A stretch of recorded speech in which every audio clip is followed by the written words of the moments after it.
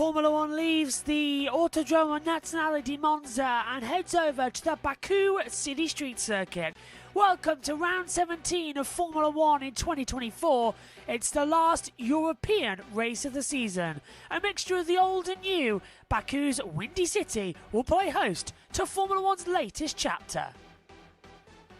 And going into this, it's round 17 of the season.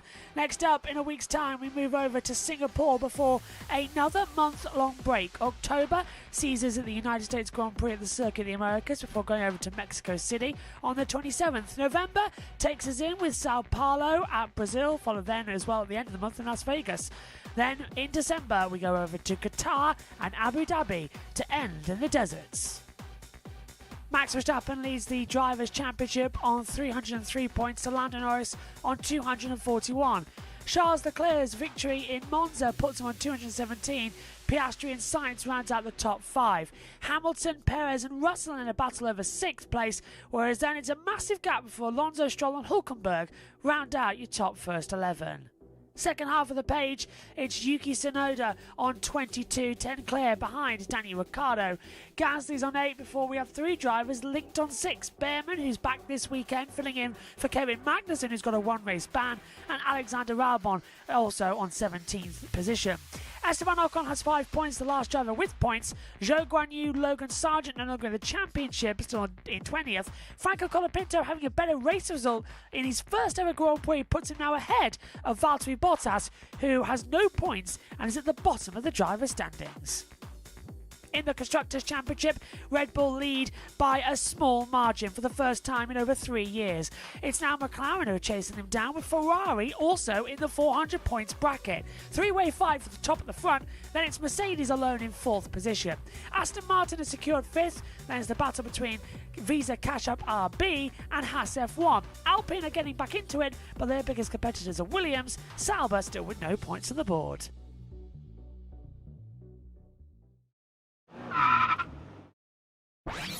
Let's take a look around the Baku City Circuit here in Azerbaijan. 3.730 miles, 20 turns in total, the longest straight in the history of Formula One. It's fast, it's challenging, the drivers love it. Under the Rolex line at 8th gear, maximum RPM as you head downhill towards turn 1. Slam on the brakes, down to 3rd gear, flick the car in towards the left. Pick up the exit curve to get as straight a line as possible, down towards turn number 2, another 3rd gear corner. Front always wants to drag you out wide as well. It's hard to get a good exit as you open up the DRS and head down towards another left-hander at turn 3. Good opportunity for passing here with late lunges on the inside line, but it can go wrong, and it tightens up as well from here on out. Turn 4 is your first opportunity on the circuit to go right. You're still in the new part of the city as well, surrounded by the new modern machinery buildings. But that's all about to change. 5 and 6 chicane starts to lead you into the old city. It's on the same part of the motorway as the start-finish line as you head back up towards the beautiful towers in the distance. Now, as you watch from 3 lanes down to 2 and then down to 1 as you come towards the castle section into the old city, a dramatic uphill battle where if you make a mistake here, it's going to cause huge amounts of problems. But back up then to a motorway as you hurtle down towards the fastest parts of the circuit as well. Make a mistake through turn 12, the rear steps out and you slam into the wall. It's a battle of nerves as well as you head into a downhill braking zone from 8th gear to 3rd into a very tight corner. Sudden drop downhill, it helps grow gravity, but it's detrimental in the braking zone. Flip the car in again to the left, and now you're flat out all the way back towards turn number 1. Still navigating through these parts of the corners of turns 21, 22 and 23. Get it wrong, drift into the barrier, it puts you on a downward path. But at the same point, don't get your DRS point exactly right, you lose about 2/10 as you're constantly gaining speed over 200 miles an hour up to the line. And that is a lap at the Baku City Street Circuit. Azerbaijan hosts round 17 of Formula One in 2024. This absolutely wonderful circuit either provides us with the very best or the very worst of Formula One racing. This weekend, it looks to be the former. This is going to be the best ever because we have 8 cars for the first time this year right at the front. Welcome to qualifying for the Azerbaijan Grand Prix. Hello everybody, welcome up then. Alongside me in the comments box at the moment is Josh T. Jess Ball's on her way along with Megan as well. Omi's down in the pit lane for us to Azerbaijan. And JT, we've seen so far this weekend completely unpredictable race strategies. We've got no idea what's going to happen. One thing we know for certain, this is going to be a fantastic weekend of racing. Yes, this is going to be an absolutely incredible weekend of racing, and it already has been an incredible weekend of racing. Of course, in the F2 sprint race, we had a late safety car, and late safety cars in Formula 2, well, that causes chaos on the restart, and well, it definitely caused chaos in today's sprint race. But we've got so many cars that could be in Q3, and possibly some big names being knocked out of Q2. I am looking at Max Verstappen. Yeah, Max Verstappen has not been having a great weekend at all, and Omi's back with us. He's down in pit lane for this session as well. Omi, if we're going to have you for a second, it's been a weird weekend, this one. What do you expect coming into qualifying today? Well, I'm expecting a very close qualifying session. It's good to see that everyone is going to be in contention. Of course, Norris trying to close in the championship battle. Lately, Leclerc also trying to get in the mix as well, trying to bounce back after that crash in FP1. He did do that in FP2, absolutely, as he tries to get redemption around this circuit. Lots of pace around this circuit. He's found the walls quite a bit around this circuit. Ferrari have never won at this circuit. Let's see if that is going to if that's going to change on Sunday. They have taken pole previously, and they'll be hoping to do that again this year. Thanks, guys. We'll catch up with you again shortly. Now, we have a new toy to play with here as well coming into this session. We haven't figured out the name for it yet. We've got the YouTube chat just below us. But we've got a bit tired of the fact that Sky have got the Sky Pad, and we used to have a screen that we could do everything with, so we've brought it back. We've got a touch screen. It's an iPad connected up to the computer. We're hoping in the future that we can have it with the green screen so that I can stand like a weather reporter and manipulate the data for you and highlight the key bits as well. So we're going to try and get that set up and have some really interesting bits. For now, though, this is the setup, and we've got F1 data from Twitter at F1 Telemetry Data, who provides such wonderful graphs with information throughout the weekend as well. So we're going to be taking a look at some action. We've got FP2 data and we've got FP3 data. We're going to start with FP3 and take a look at the lap deltas. This was the running order for what we just had in the previous session as well. So this is going to be the total of who was fastest and the biggest gaps between them. As you can see, the graph does not necessarily reflect the final classification. It's just the fastest lap that was in each of those sessions. So if you take a look, George Russell on top, a 1:42.514. It was Charles Leclerc who was 13 thousandths of a second difference off that pace. So Ferrari are right there with Mercedes. Take a look then at McLaren. Very similar pace between them if we manipulate that graph as well. Still on the soft compound tyre, but Norris and Piastri, nothing to do with them. The biggest surprise comes from Max Verstappen in that session. Look where he was as well, 3/10 off compared to where Russell was in that sector. And it's actually a surprise that he's been off all weekend long. Practice 1, he was fastest with a 1:45.5, but he only bettered that to a 1:44.029 in the second session. Compared to that of what Leclerc did, he was 2 seconds slower than what Leclerc managed to get delta time with on similar tyre crossovers from mediums to soft. So again, that's going to be a problem. Colapinto faster than Hamilton, but Hamilton never got a longer lap in as well in that session. You can see the gap coming up to 2.5 seconds. That goes down all the way to Zhou Guanyu and Valtteri Bottas. We're not expecting too much in that session, but if it's going to be a case of who's going to be knocked out in qualifying, then you certainly have to watch out for these bottom drivers I've highlighted now. Hamilton, Alonso down. Hamilton could face an elimination here. Certainly it looks like Q1, Zhou, Bottas, Hülkenberg, Gasly, Ricciardo could go. And then after that, it's a complete mix-up of what could happen. So moving away from lap data, let's take a look at track dominance now. So this is basically the parts of the sector that the top three are fastest in as well. Lando Norris added into this one as well. Russell Leclerc Norris was the 1, 2, 3. So Russell's first sector as well, he's fastest all the way up until turn 1. So if we highlight the first sector, which is down here, you can see that down on the start straight, we've got Mercedes who have got the speed. So they're up until the DRS ends the braking point, which is right here down at turn 1. You can see how suddenly it's Ferrari who are better on the brakes and then better on the power. They get a better exit out of 1 and then into 2 as well. So they're going to be fast looking for moves at the start if they line up second or third on the grid. They're going to be looking for an inside line and a straight run to the inside and another left-hander at turn 2. Now watch, it's only in the DRS zone that Russell was able to get a bit faster. That's the DRS zone down towards turn 3. Not activated for very long, but as soon as he gets off the DRS, again in the slow speed corners, it's Charles Leclerc who gets fast. It's only the exit when you're back on throttle that Russell got a better exit at 4, because if you look on the onboard lap, Charles sliding the rear of the car. So again, that's going to be crucial. Down to 5 and 6 as well. Again, another braking zone for the corner. It's Leclerc faster. Little short straight. It's Mercedes. This is going to be interesting though. Through the castle section, it's a very tricky circuit to get right. We saw Charles Leclerc crash here in 2019, and yet he's the one who's fastest through the castle section. In the slow speed corner, he's able to navigate it quicker than Russell. But as soon as we get to an open straight again, through the castle section, we'll highlight that all up now. Of course, it's Russell that gets it back faster.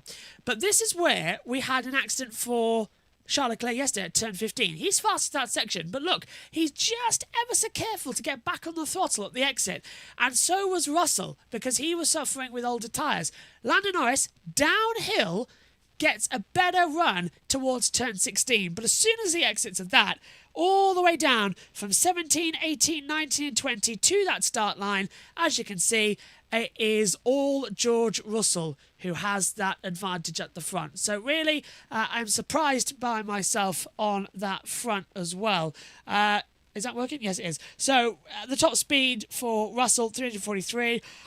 It was 341 for Leclerc, 337 in terms of top speeds as well for Lando Norris. Let's take a look then at that DRS delta. This is basically the top speed, who's fastest in the DRS strands of things.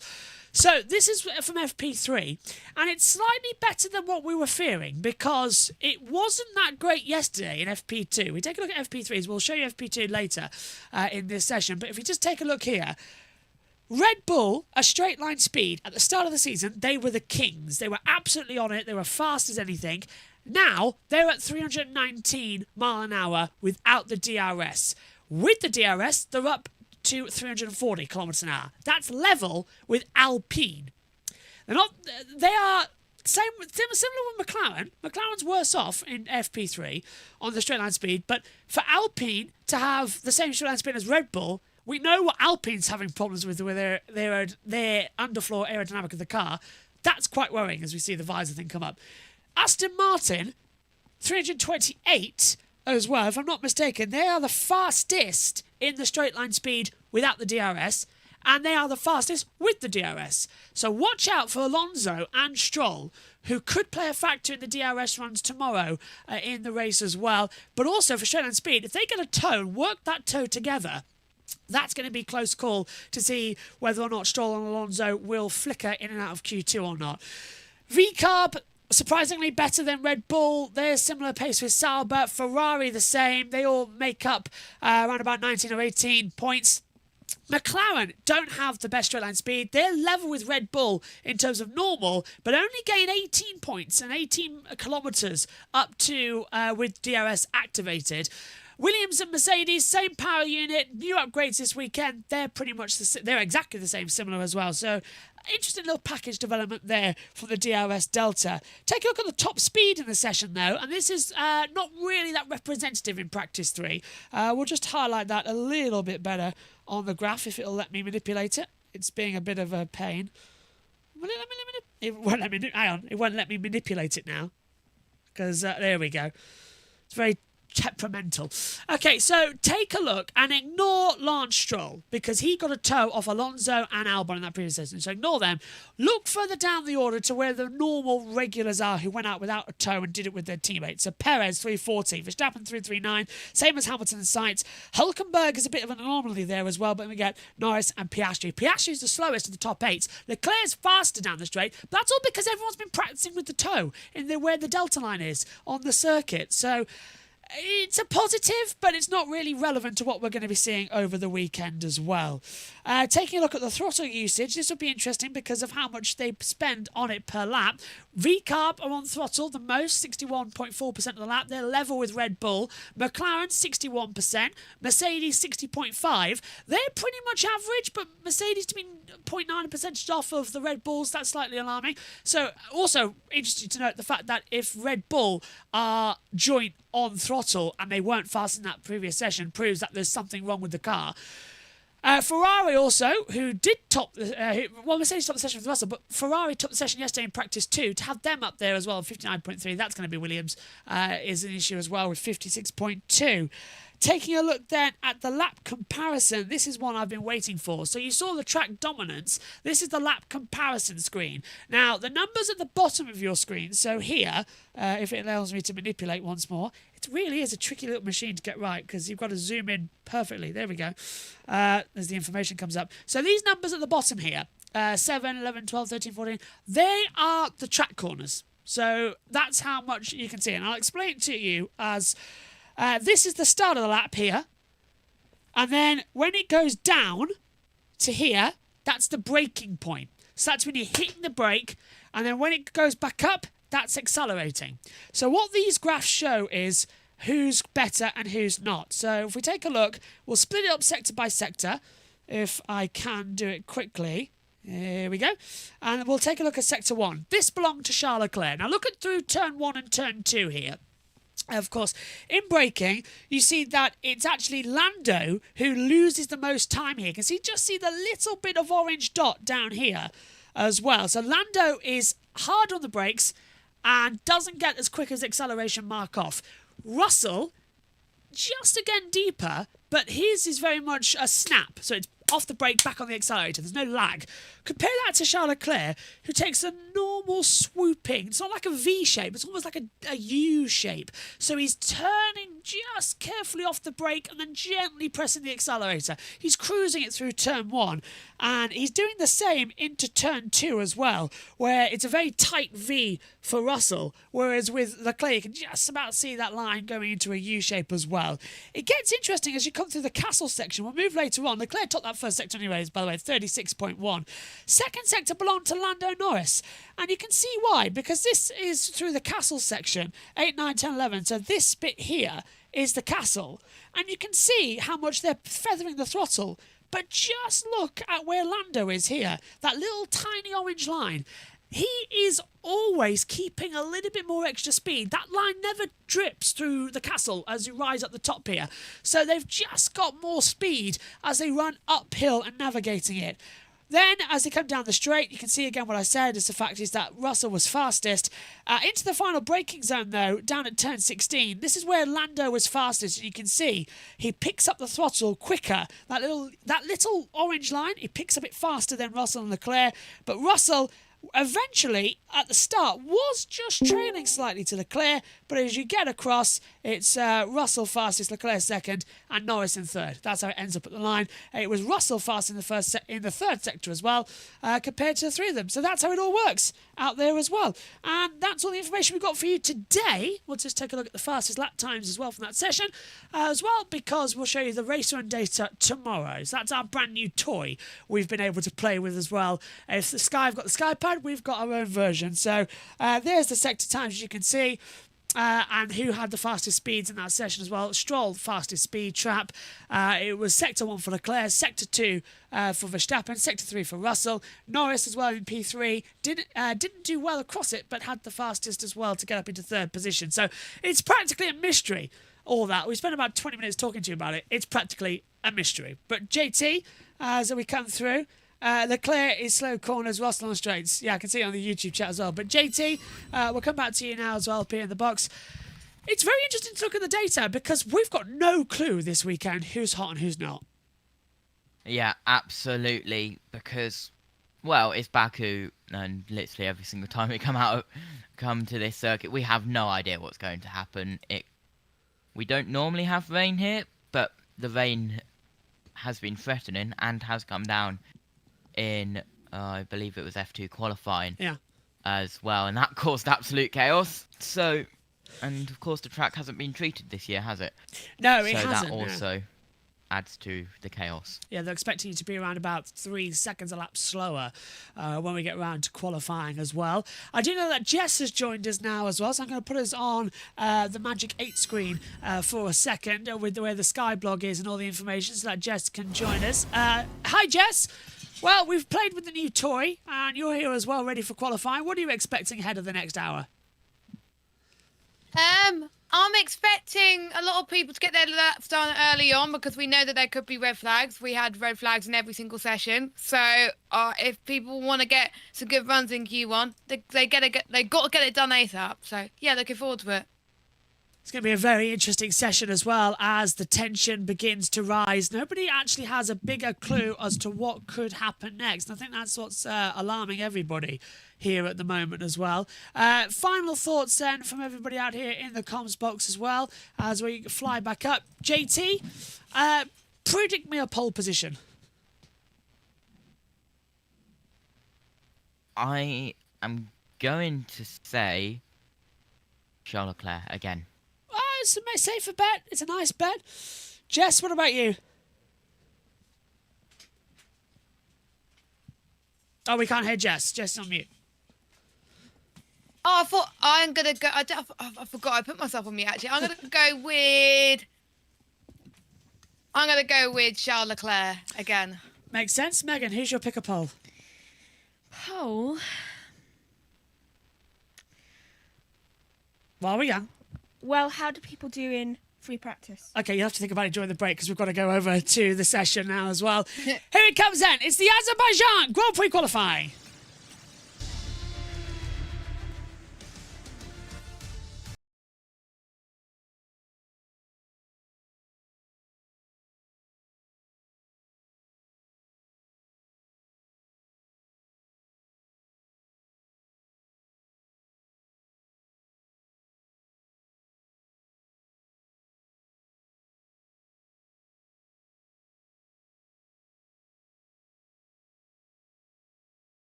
We are all set to go for Azerbaijan. It's qualifying for round 17 of Formula 1 in 2024. Welcome to the Windy City. We've got no idea who's hot and who's not. 8 drivers for the first time this year stand a chance of being on pole position. But who can deny Charles Leclerc, who's had pole here for the last 3 years running? It's a 6.003 kilometre circuit around the Capitol building and the government building in the new city to the old city where the castle section stands. It is fast, it is abrasive, 20 corners officially, top speed of 226.3 mile per hour. Drivers realistically only feel around about 12 corners. Tyre compound, C3 hard, C4 medium, C5 soft as well. Pirelli making errors originally, telling us it was a C1, C2, C3 yesterday.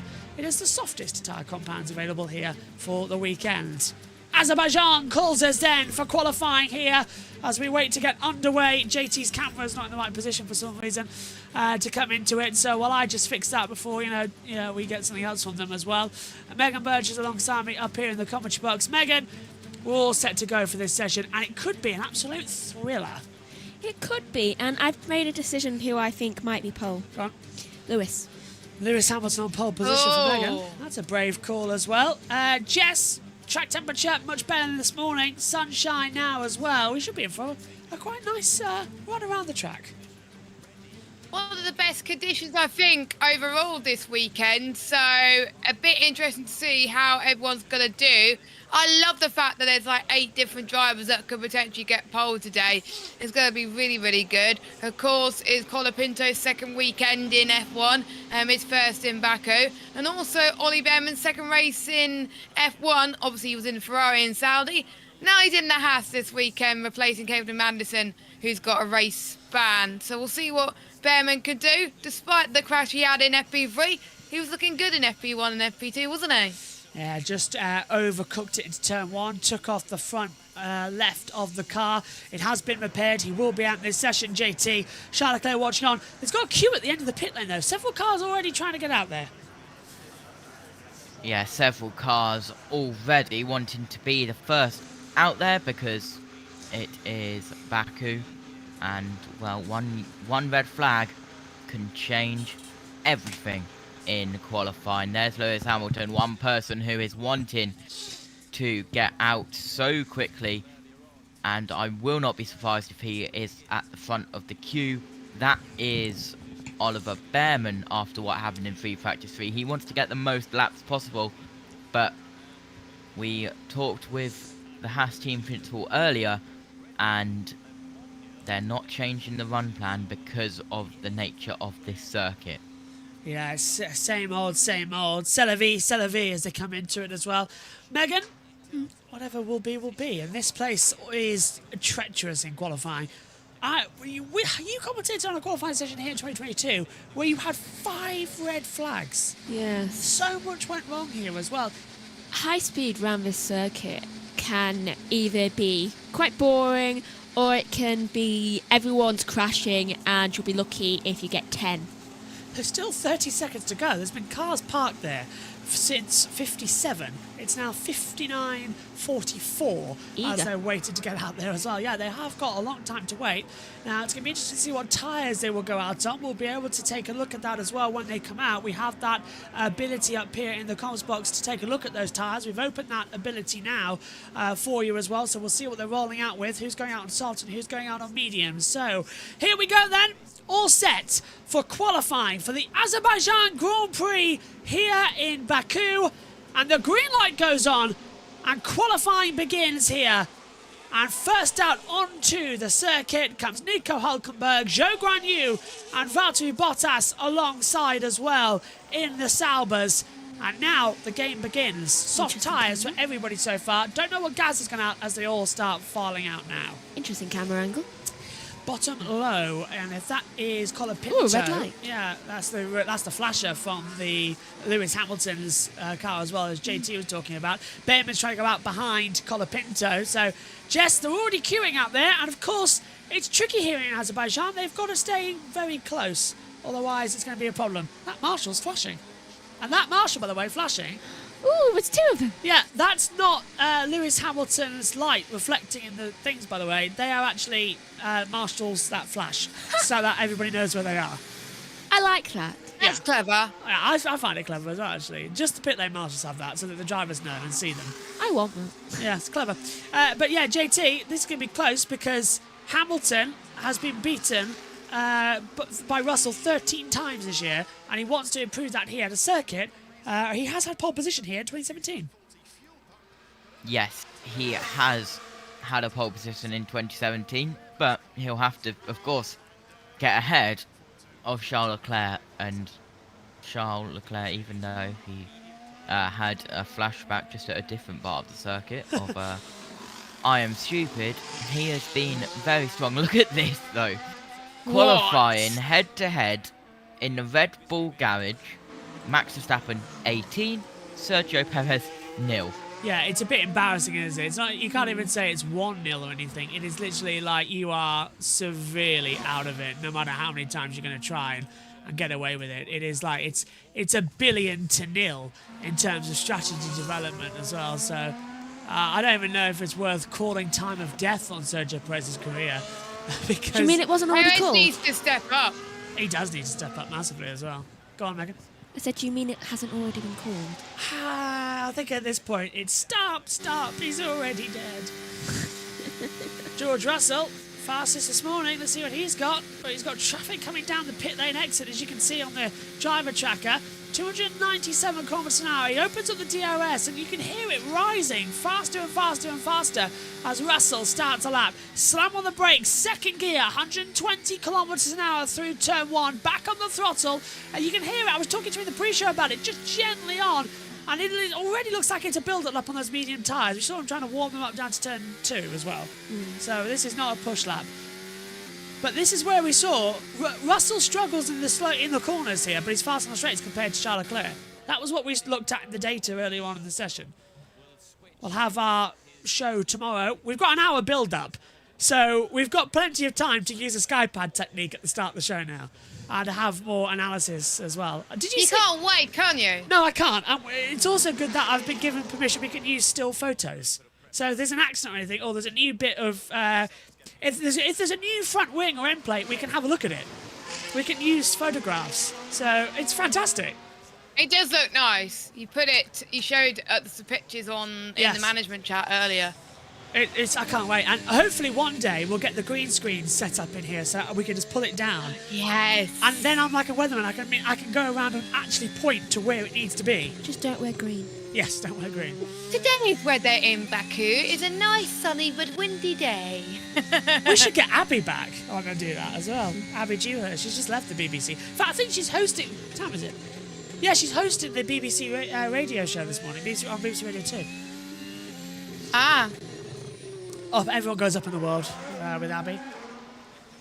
I do need to call her. She's back in Cleethorpes a bit now as well. Good. Should call her and say, let's go for a coffee. Albon's fastest in the second sector. Yeah, what's that time? It's a 42.339. Again, improving. Max Verstappen's first sector time is a 36.71. Did you see that slide coming out of turn 7 as well? Up the castle section. Perez already faster than Max in the first sector. So as JT said earlier on in the session, it's 18-0 in the qualifying battles between Verstappen and Perez. Could it become 18-1? A crucial one for Sergio Perez. He's won here twice in 21 and 23, but he's never had a pole position here. Best was second twice, 2016 and 2022. Colapinto has fastest second sector, and Colapinto- that's been taken away. He's fastest by 3,000ths of a second to Albon. That's going to embarrass Albon on that opening lap as well. Look, Sergeant, this is topping a session. Charles Leclerc's had a lap time to lead for track limits on turn 15, lap 2. Behrman goes third. Up to the line then. Max Verstappen will go fastest, but it's not going to be that good at the start. It's a 1:43.644 Perez for is gonna Max beat him. Verstappen. Perez is going to blow him away. He's coming out of turn 20 now. He's back to activate his DRS. So watch and listen. DRS will come open now, and just look, and he gets Leclerc. it. Charles up by 4,000. Perez top by 0.2 of a second. Not by 21 seconds. That would be a little short of a miracle. 1:43.436. Someone was smoking down into the... It's very cold in here. The heater's on. No, it isn't. No, it was on. Yeah, we put our heater on for like an hour. Charles Leclerc in his second, Jess. He lost a 10th in that last sector. Yeah, I think that's where quite a few people lose it. It might be that Leclerc may not have the top speed compared to Verstappen or Perez, but we'll have to wait and see. As Sainz is on his lap at the moment, as he's backed off quite massively. Piastri fourth. Alonso, Russell, Hamilton, Norris, Sainz in the drop zone. Now Zhou's in. Zhou Guanyu, remember, 17 races this year. 16 times he started at the back of the grid. As Russell goes 11th only, 1:44.5. He's trying to get through on the medium compound tyre. Everybody else is on soft. Russell and Hamilton on mediums as well. Here's your delta times as what happened there with Danny Rick. That was almost close to the wall there. Oh, and again. Twice. Sainz has had his lap time deleted for track limits at turn 15 lap 3. So that's cutting the inside line to try and get through all this mess. As Franco Colapinto nearly into the wall at turn 15.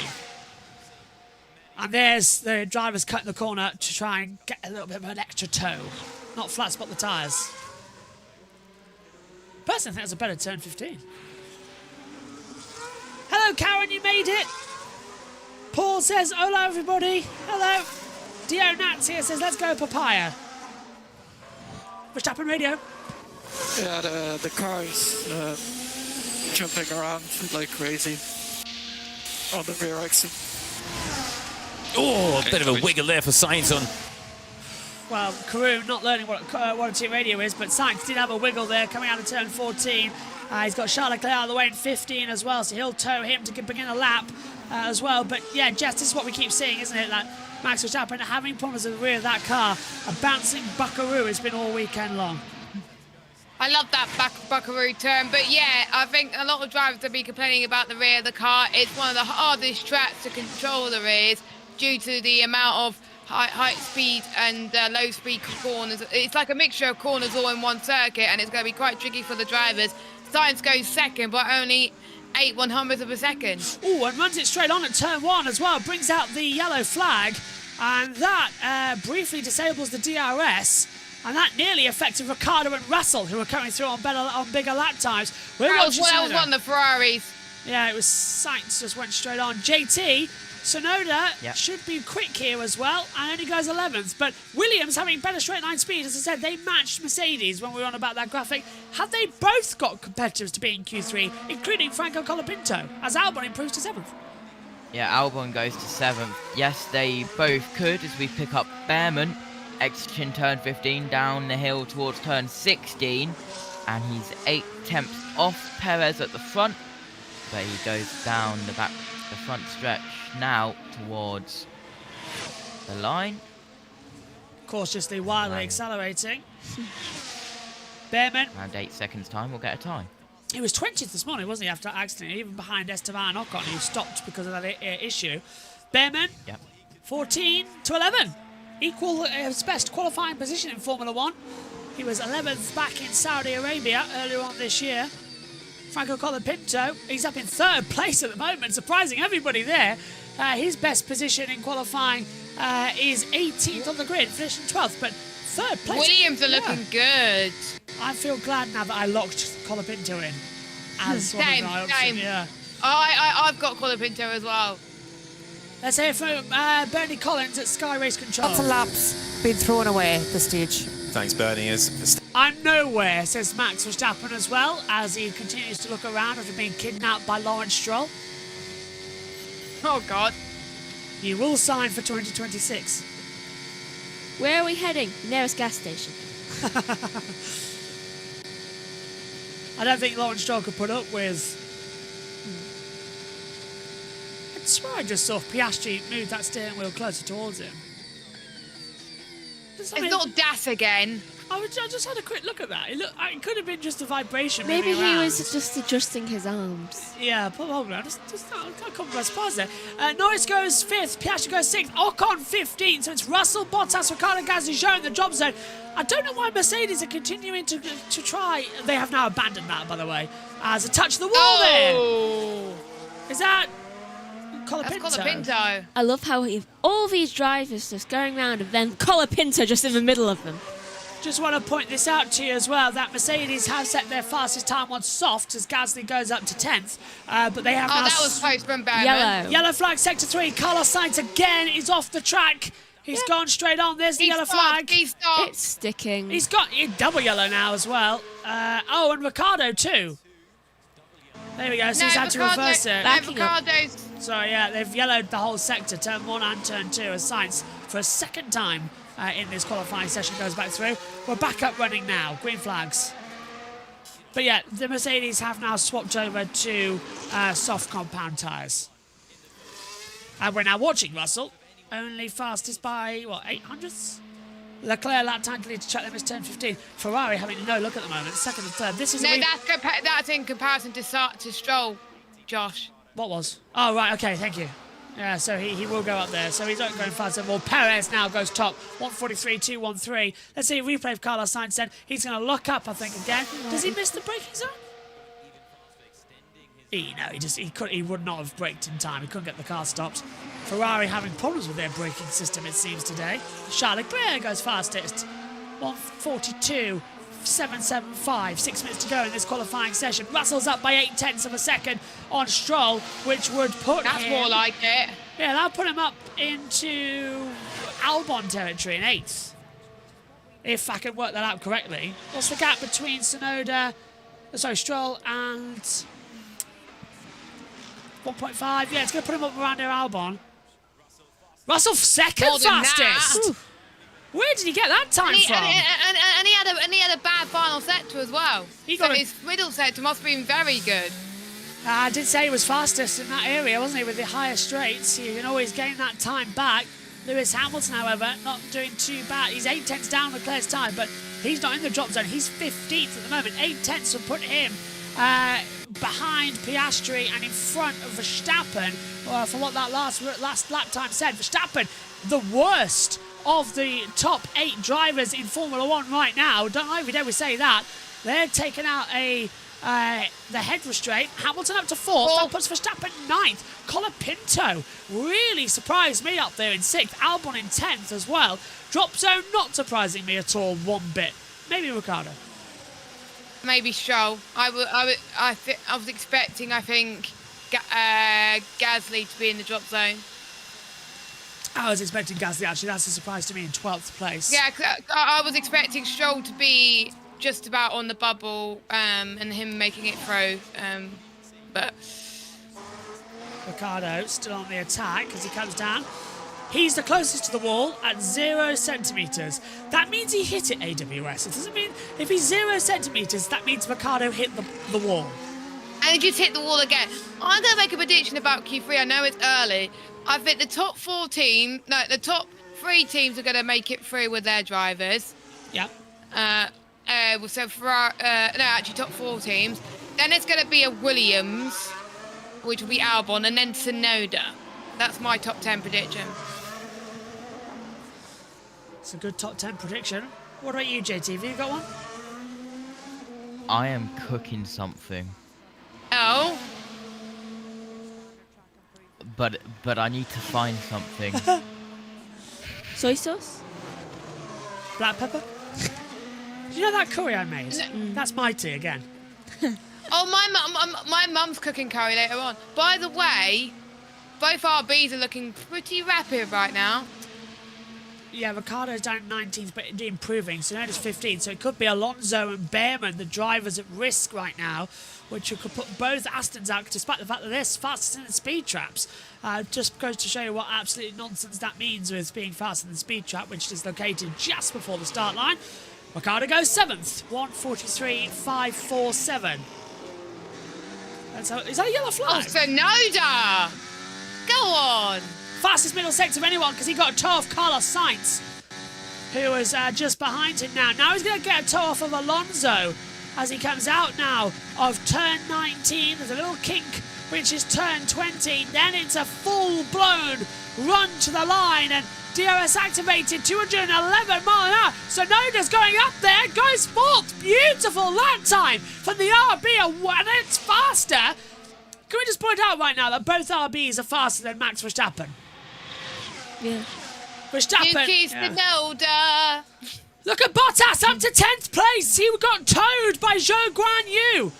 So Zhou is still 20th, but that Sauber has pace. It's all about who gets the best tow.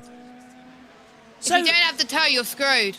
So they've got one more. They've got 2 minutes to get around. So Valtteri now should really help Zhou and tow them around. If Valtteri doesn't, I'd be surprised because Zhou might just have his 2nd Q2 appearance of the year. I love just how Colapinto's in 7th, which is probably the place that Max should be. Yeah. Given Yeah, that... Colapinto's out qualifying for 7th right now. Yeah. What the hell is Formula 1 right now? He's actually out-qualified for 2 championship leaders right now. Exactly, yeah. Adam's having lobster all day today as well. And you're on vacation, my friend. Ooh, Have as many as lobster. you like. I've With always some wanted to butter. try that. Oh, lobster with a bit of butter as well. And All some I'm seasoning. having for tea tonight is some vegetables and chicken. You could share my curry if you like. There's a lot. I'm sure you'll have enough, though. If I feel hungry later on tonight, then yes. Verstappen exiting. I'm going to have mine with some tiger bread as well. Oh, you're making me want another snack, Josh. I've just eaten. double yellow, sector 8, and it's Esteban. Ocon. Yeah, I think he's hit the. Has he got going, or has he hit the wall? Bear he's got going. Yellow's still out there. Oh, it's gone. Yeah, Do you know, that was a weird one for Esteban. that part there is so close to each other. Sometimes I look at things and I'm pretty sure people are going backwards. I know, it confuses me, the part of the track that nails back to each other as well. That's why it makes it look like it's just one circuit. Here, right here. I think- Ocon's got a puncture! Ocon has a rear right puncher! So that's why he's going slow, and Max Verstappen, the driver who's in 13th, is coming across that now. He's got to get ahead of Esteban. Oh, okay, Esteban impeded him there. So Max is not going to go well here. Colin Pinto third, Albon in second. Williams. This back. You get rid of one driver and all of a sudden the team just can't stop. Max Verstappen is going to touch the wall. Exit turn 15. Hulkenberg goes third. Gasly, Behrman, Stroll, Ocon, Zhou. Ocon is out. He won't get through. Where's Max Behrman? Verstappen is the driver at risk right now. Max Verstappen is P15. And Behrman. Behrman 9. Verstappen's in the drop zone. He has got to improve. It's last chance saloon for Max Verstappen across the line. Oh my God. Does he go through? Surely he does. Comfortably to third, but he had to sweat. And he's only... Piastri, what? Piastri's in 16th as well. And Stroll goes 9th. Bottas is out of qualifying by 9,000 seconds. Look at Lando Norris. Both McLaren's in there. And Gasly goes third. Both McLaren's in the drop zone. This is crucial for the World Championship in both drivers and constructors. They've got both good lap times there, I will give them Norris that. is 2 tenths down in the middle. Yellow. Centre. Yellow flag, sector 3. Esteban Norris Ocon goes through stopped. Ocon starts it. Piastri goes third. You're right. Norris has gone through Ocon in the yellow flag zone. Norris is going to have his lap time deleted by the stewards for not lifting, unless he did lift. But is he going to get through? Lando Norris is out. No, he's out. Lando Norris is out of qualifying because Esteban Ocon brought out a yellow flag. He wasn't even stopped on the circuit. Now, I'm not for manipulation by the stewards, but Esteban Ocon was not stopped. He was trailing in, and that yellow flag only impeded Lando Norris. I'm not one for corruption, but that's a little bit strange. It is a bit strange. Sainz goes 12th. Norris is out. He starts Azerbaijan's Grand Prix in 17th position. And Max Verstappen is 6th. Joe's not last. But he still starts at the back of the grid for the 17th time this season. Which means Lando can't win this one. What on earth? Mate, I'm sorry. Why was that a yellow flag? I have no idea. It shouldn't have been. Let's have a look. So, but the yellow flag wasn't trailing around the circuit. Why did the FIA put the yellow flag out there? Lando made a mistake over turn 16. Is that the reason he backed out of the lap? Is it his No. own error? Let's have a look. I saw he heard the yellow. Oh, he did go on the curb though. Would Yeah, have lost but him time. he heard the yellow. I saw him say on the thing, and he said, "Can I not go in my box?" And they said, "No, we have to box." That when Ocon was off the track, he should have got it. He should have pulled off. That should have been a red flag. That was a bit suspicious. I'm not one for corruption there or manipulation, but I'm very surprised that the only yellow flag we got impeded both Max Verstappen and Lando Norris on their fast lap times. The only two yellows that came out impeded the championship leader and P2. I'm not one for corruption, but that's unusual from Niels Wittick, the race director. And Ocon didn't even stop. No, he didn't stop once. The yellow flag, it wasn't like he had Should brought have been out white anything. flags. Yeah, which wouldn't have impeded him. I'm not sure what to make of that one. What do you two think, Jess? I think it should have been a red flag, personally. It was unfair for the top two. But for some reason, it was a bit unfair that Verstappen got impeded as well. I actually agree with you for once. Yeah. JT? Sometimes the FIA does questionable things. I'm not going to mention the year, but you know exactly what race I'm talking about. Yes. Why does it always involve the championship? That has now dramatically changed the Constructors' Championship. Why wasn't Ocon brought in the first yellow? I know, yeah. with a puncture. That's what I thought. And he was still going round the track with a puncture. Yeah, why wasn't he told to stop? Why was it? Why was there not a black and meatball flag? Why was there no red flag when you could see him? There are a lot of questions here.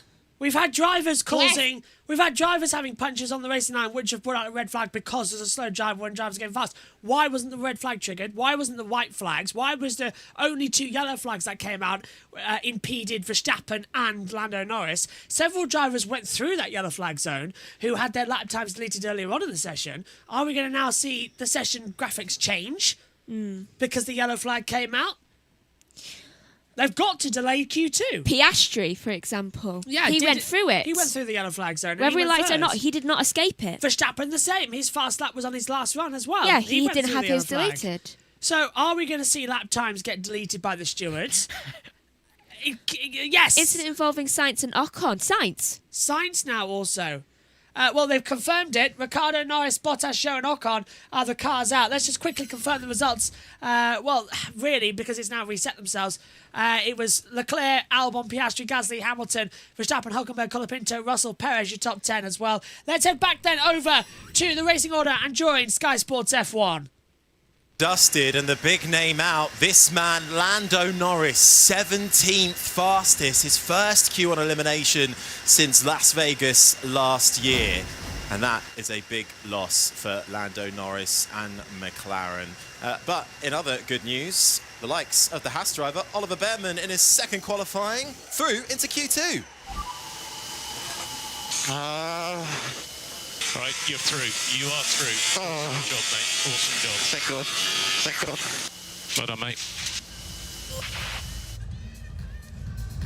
The relief on in Behrman's voice there after a tough FP3, but he did make it through into Q2 along with his teammate Nico Hulkenberg, the 2 Williams as well, with outstanding drives to get them through. Just to reiterate then, we've lost Daniel Ricciardo, Lando Norris, the 2 Saubers of Valtteri Bottas, Zhou Guanyu 19th. He'll have to start last anyway after changes outside of his allocation within his power unit, and Esteban Ocon 20th and last. But Karoo, that has changed up the playbook massively. All of this talk about what could happen with team orders, papaya rules, well, that goes out the window now, doesn't it? Completely. You know, it's they actually. Right, I think before I come to it, Lando Norris, I believe, is in the pen talking to Ted already. Oh, Lando, so sorry to see you here at this point. It wasn't clear on the footage exactly what happened. We saw you over the exit curb, but we heard Will apologise. The yellow flag, yeah. So there was actually a light panel, and you had to lift, right? And the first lap, where was the car on the first lap? Yeah, that was good. Yeah, just everyone did their second laps and I didn't, so yeah, just unlucky, that's all. Okay, we didn't actually see who the yellow flag was for. Was it someone down the road who had already been cleared? And you knew at that point that was it? Yeah, I mean, I have to lift. Yeah. Okay, what do you think's possible then? It's P17, but heaven knows anything's possible around this track. It's shown today how it can bite you, but there are always possibilities around the next corner in the race. I mean, I'm going to have to hope so, aren't I? So, yeah.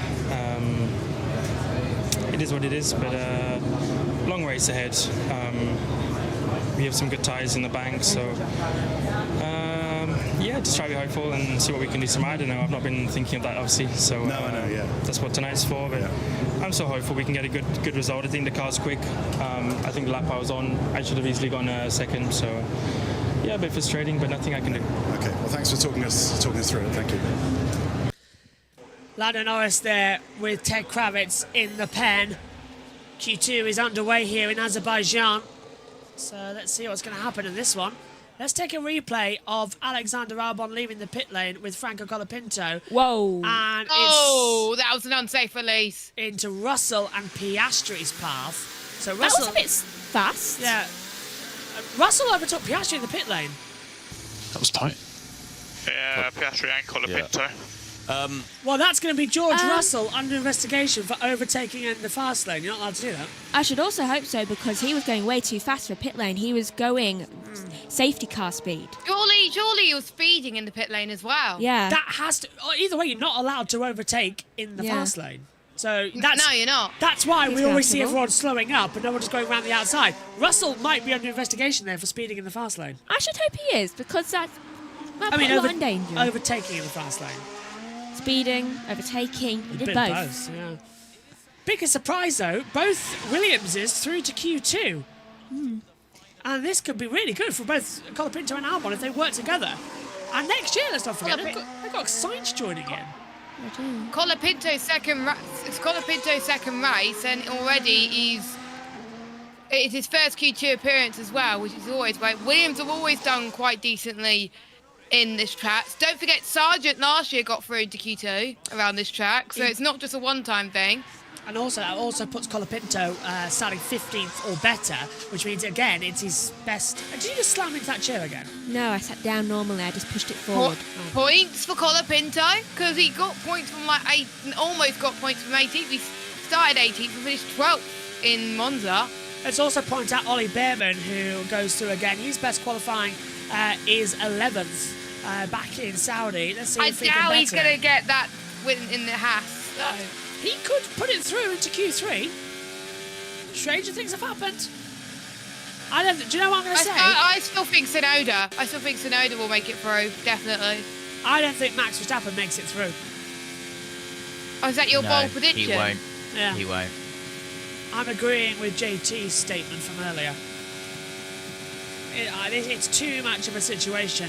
First lap times are on the board though. One ball with Charles Leclerc with DRS open across the line. It's a 1:43.422. Russell's already faster in that middle sector. Sainz goes top, 1:43.225. Piastri, fastest of all the first two sectors. Go on, JT. I'm going to say it now. Perez through, Verstappen out. Wow. I'm No, hopeful. I've got a To go prediction. 18-1. A bolder prediction.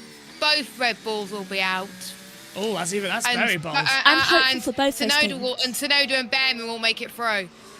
Piastri crosses the line and goes top, 1:42.598. Russell, Sainz, Albon, Leclerc, Colapinto, the top six have set times. Hamilton makes it the seventh with fifth place, 1:43.370. Verstappen's coming on towards his second sector time. Hulkenberg goes seventh.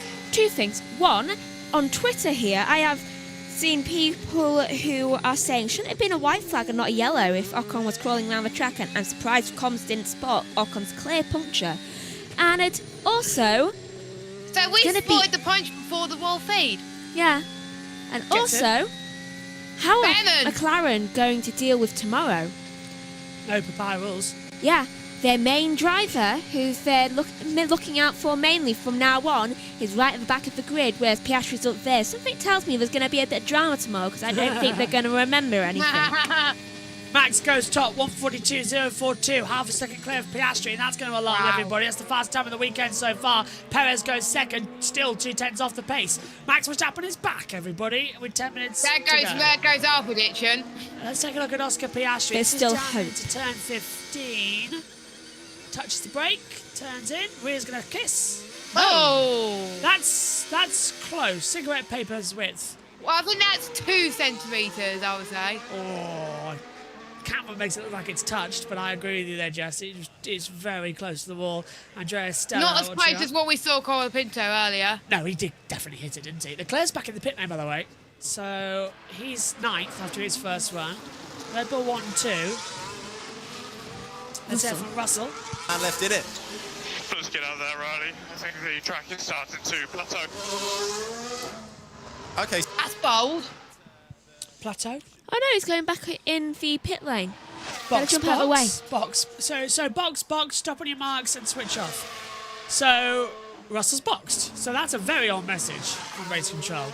But yeah, No, they want to go out straight away after they pitted. Oh, I see. I get your point now. Yeah. Let's not wait around. So Yeah, they're not waiting around. They think there's going to be a red flag late on, so they want to get their laps in so they can make it through to Q3. So qualifying, the commentators missed the fact that Esteban had a puncture, and yet we could see it. From turn 5. Yeah, ever we since can Max. see it straight away. Yeah. Ever since Go up to the line. Ever since he affected Max, he had a puncture, but no one noticed. We haven't seen an onboard of that either. It looked like he whacked the wall. Turn 5. I reckon, he's turned into turn 5, and I think he's caught the wall and punctured the tyre. Surprised he didn't rip the suspension off, actually. Ted. It was just luck, wasn't it, Karun?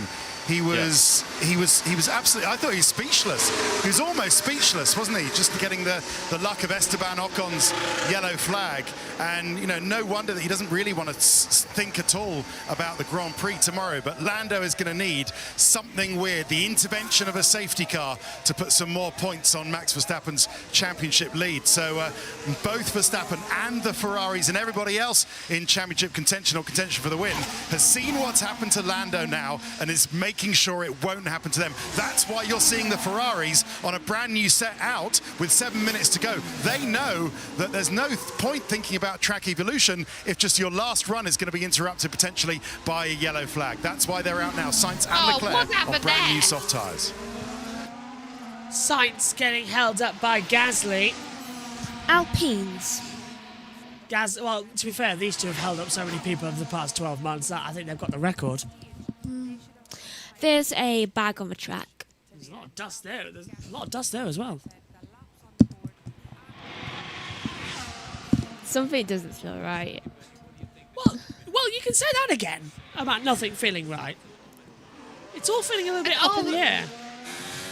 I heard a bit of Bernie there whilst we were talking. It's more that goes into it in terms of whether you go straight between them, what temperatures you have in the tyre.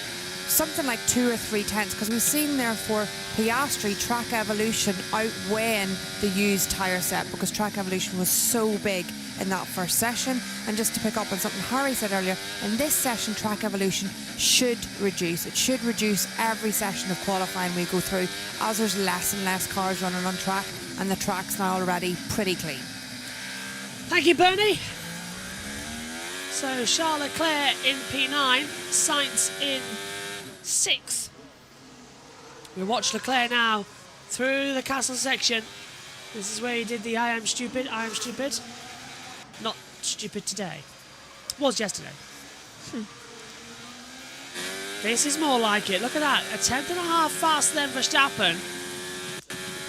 They're all out there on new word tyres. This should be a better strategy right now. Ferrari out there straight away. Leclerc, be faster. I swapped you to put you in my fantasy instead of Sainz. Go faster. We're watching Sainz. Leclerc's just got through that castle section now. We're hearing the onboards of both drivers as they come up towards the line into turn 20. On board of Carlos Sainz's audio, and it is 1:42.503. Puts himself third fastest on the board. Charles Leclerc's got the middle sector as we ride with him now. 40.978 faster. Up towards the line. Is it a better gambit? Not sure whether it is, but you keep going on with that. I'm happy to wait until. Cross the line then, it's a 1:42.056, 14 thousandths off the pace of Verstappen. That's going to frighten Red Bull. They thought they found an ace. Well, it turns out Ferrari have got the joker. I have just seen a message from Colapinto. He says, put me behind Alex, put me behind Alex. So he needs the toe from Alex. And they've agreed. Yeah, they are. Because Alex is 8th and Colapinto's in 11th, so they've got time to do both. Yeah. And JT, Colapinto, but that would be amazing if he can get into Q3. I am expecting both Williams to be in Q3, yes. I think Behrman and Colapinto will both be in Q3. Yep. So yeah, I think Hulkenberg will be the one to drop out. Then we'll have 2 Red Bulls, 2 Ferraris, 1 McLaren, 2 Williamses, and 1 Haas. Where do I get the feeling tomorrow? Could be both Hasses. You never know. That means Piastri going out all. When will I have someone in Hamilton or front? Russell. Come on, we've practiced that all weekend, not to be completely alone in qualifying.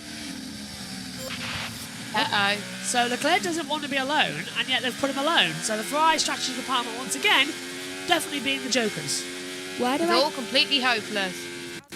Why do I get the feeling that tomorrow there's going to be a warpath? Yeah. from McLaren, from both of them. They are... I feel like they're already going to be out for blood. It's going to be a very interesting Azerbaijan Grand Prix at lunchtime tomorrow, Sunday lunch. They won't be having food until late tomorrow. I'm having a very early breakfast, I think. Oh no, there's a gap, isn't there? There is a gap. We've got is F2 about 8ish tomorrow morning. I actually don't... who on earth is that? I don't know. Jay Bolvin. I have no idea. Apparently he's a musician. Yes, Colombian. 90 keeps missing the toe. What is going on with Ferrari? You're not even... They're close together now. Oh, there you are. Okay, how can he keep missing the toe if But you're they're the going one to lose behind tyre him? temp. Their tyre temp's going to be really cold. Not going well at the moment, is it? How can Leclerc be missing the toe if Sainz is the one behind Leclerc? Don't know. Perez is in the pit still, by the way. They passed him. Yeah, Perez is with 2 minutes to go. Perez isn't going back out. So, Why? Well, hang on a minute. Why haven't Red Bull put Perez out to give a toe to Verstappen? Or Verstappen give a toe to Perez? I think Perez will be with his lap. I think he'll be fine. He'll make it through. I think. So why? Unless the track improved a lot. So why has Verstappen gone out? Why is Leclerc? Why if they're fine? This is making no sense. No idea. It's making no sense. No. Verstappen and Leclerc. Well, they've both gone out on all tyres. If you take a look at the deltas, Verstappen and Leclerc are out there on all tyres. The only ones out there on new or the top 4 old tyres. Yeah. Russell's out there on a lap old soft, so they're brand new. Hamilton could go out here, but he is improving in section 1. I think both Mercs will be fine unless the track improves a bit more. Big twitch there from Russell. Behrman is looking super fast on Verstappen's time there. Behrman was 17 thousandths ahead as Gasly goes 7th. So Gasly... Did Russell hit the wall there? Russell looked like he hit the wall, didn't he, coming out the straight? He's towing a bit on the run now. Can Russell... Albon goes 7th. Russell across the line and goes 4th. But all eyes on Oliver Behrman, who was only 17 thousandths of a second off of Verstappen. Tsunoda goes 8th. Hamilton's out of qualifying here and goes back to 7th. So Behrman's out by 1,000th of a second, but how long's that going to last? And he's 7 tenths down. That's good, though. That'll put Behrman inside ahead of Hamilton. Checkered flags coming out then. It's all to play for. Stroll's out. He's gone 13th as the flag comes out. He's already done his lap time. Behrman. Colin Pinto is through. Colin Pinto goes 5th. Alexander Albon could be in trouble. So Tsunoda. Does Behrman go through? Yes! He's 10th. At the moment. Piastri's 7th. Verstappen's improving. Alonso goes through. Kicks Behrman out. Behrman equals his best ever qualifying result with 11th, and he just had it as Albon go through. Colin Pinto is through at the moment, though, and he's not safe yet. No, he is. No, he is. Yeah, he is. He is. Colin Pinto, for the first time, is through. Albon could cause a problem. Verstappen across the line. He's going to go faster, isn't he? No, 40 thousandths of a second off.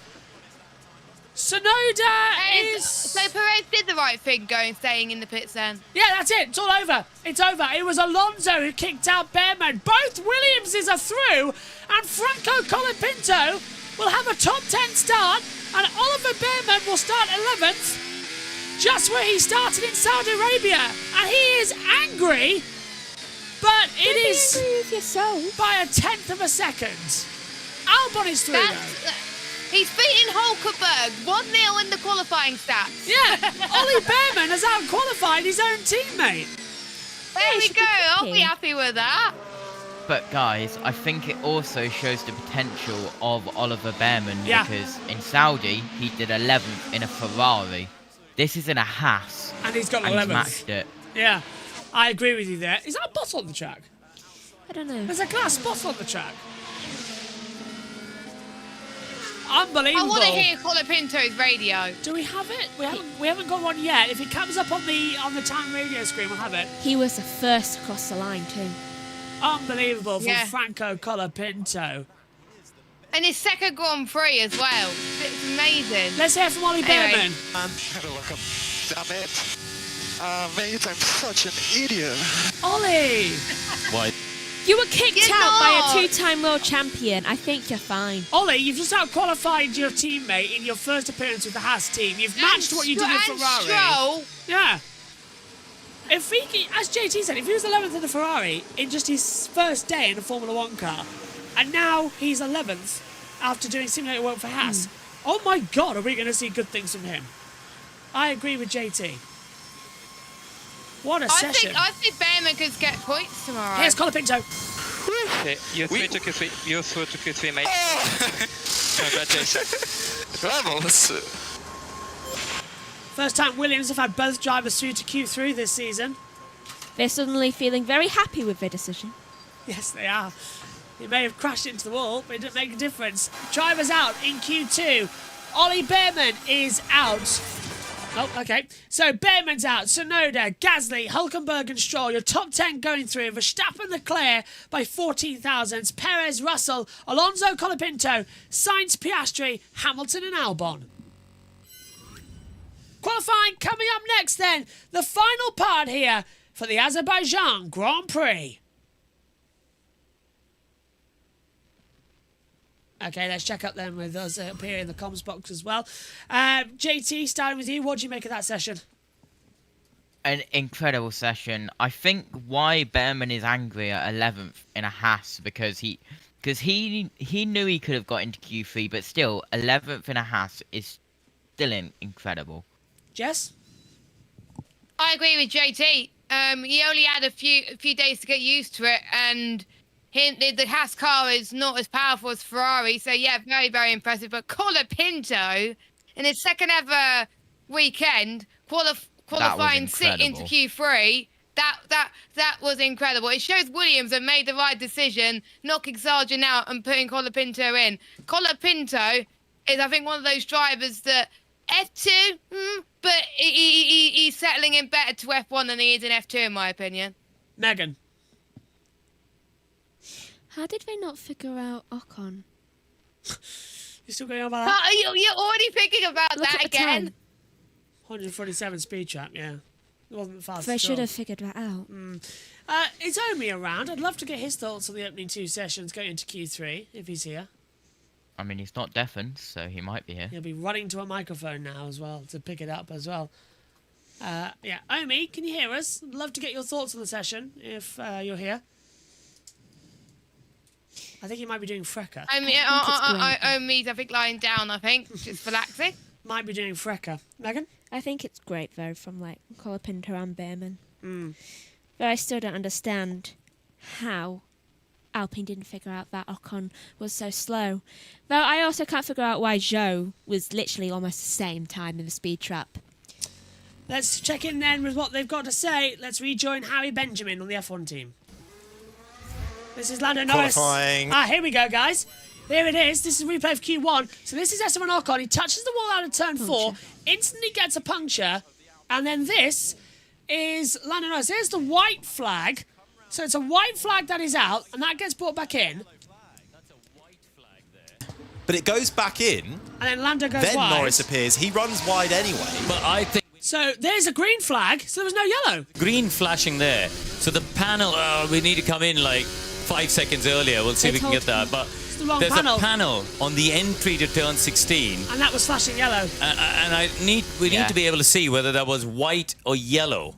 Because There just isn't look... a flashing green panel for a white flag afterwards. Yeah. It's only yellow. Yeah. And it confirms it on our timing delta because it came out as yellow flag. And that Marshall point would be Marshall point 18 on the circuit. And that's where... Let me just confirm that too. They told him to go in. He could have got a normal time if they hadn't But told it him would to have go been in. cancelled for yellow flag. Just to confirm to you... When he time would have passed, been deleted. But when he passed, it wasn't yellow around him, so he had no way of knowing. Just to confirm to you, at 16:18:53, yellow in sector 18. 16:19:03, double yellow sector 18, just when Lando went through. 16:19:04, clear sector 18. So the marshalling point system put it out as a yellow flag to green flag. Somebody tells me there was a massive mistake there. The FAA have got it wrong, and not the first time. And they caused Lando to have to go in. But surely the flags override the boards. They should. Yeah. And that yellow wasn't brought out by the actual marshals bringing out the yellow. They brought out the white. Yeah, the correct flag. Then they had to bring it in. Right, here we go then, guys. We've got it on board. We're on board with Lando Norris now, coming into turn 16. So this is down into marshal point 16. He goes wide, but still has the lap. So look at marshal point 18's on the left. There's Ocon. They just brought it back in. There's the That's flag. green. Yeah, hang on. It was yellow, then it went green. No, that was white. That was white. So that was white and then it went green. But how come our official timing system is up in the commentary box is showing that it's... I don't know, but that was white. I'm not sure. We need a better look at that. I've just remembered something Lando said. He said, I heard the yellow. Not I saw the yellow, I heard the yellow. He heard it over the radio that there was a yellow. He never saw it. Well, the system's up in the... There is a new system. It wasn't brought out. Ferrari have it too, that if there's a virtual safety car or a yellow flag, it comes in their ears when they go into that sector, it goes, yellow flag. Virtual safety car deployed. Keep your delta positive. But it wasn't on. No, so there was... But it was. But it was played through his ears. But there was a yellow flag because the timing systems have shown us. We said it came up on our timing monitor, yellow flag. And yet nothing showed it. Yeah.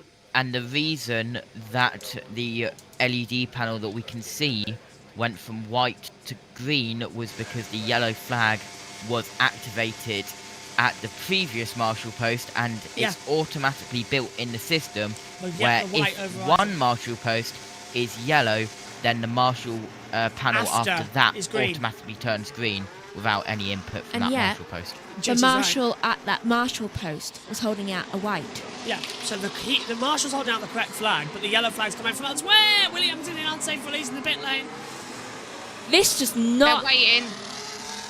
There's been a massive mess up here. Yes, I agree. They need to look into that. They do, because that has just cost a lot. Max Verstappen's just come out of the pit lane. We love the FIA sometimes. Go faster! No, he's come out ahead of the two, but he's also then got, I think, Perez just behind him. Put the throttle on! Very unusual qualifying session we've got going up now. Oh god, this chair's broken. Max, last week I know that the steward at the track that I was at said don't hit the loud pedal. You need to hit the loud pedal. What did Sergio just have to avoid? The two Williamses. Oh. They just came out in front of Perez. Oh, that was him. Omi is the...